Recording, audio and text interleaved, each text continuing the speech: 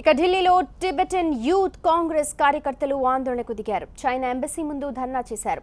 తమ ప్రాంతాన్ని చైనా అక్రమంగా ఆక్రమించిందని ఆరోపించారు ఆందోళనకారులు. టిబెట్కు స్వాతంత్ర్యం వచ్చే వరకు తమ పోరాటం కొనసాగుతుందని స్పష్టం చేశారు. చైనా ఎంబసీ ముందు ఆందోళన చేస్తున్న టిబెటన్లను ఢిల్లీ పోలీసులు అదుపులోకి తీసుకున్నారు. సుమారు 20 మందిని అరెస్ట్ చేసి అక్కడి నుంచి తరలించారు.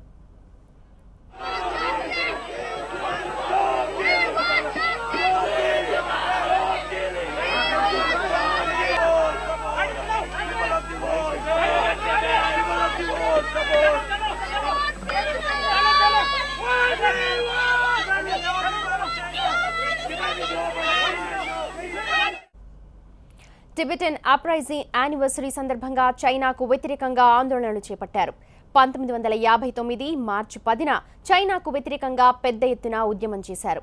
అయితే టిబెటన్ల తిరుగుబాటును ఉక్కు పాదంతో అణిచివేసింది చైనా. దీంతో అప్పటి నుంచి మార్చి 10న తిరుగుబాటు దినోత్సవంగా జరుపుకుంటోంది. అందుకే చైనాకు వ్యతిరేకంగా పలు చోట్ల టిబెటన్లు ఆందోళనలు చేస్తున్నారు.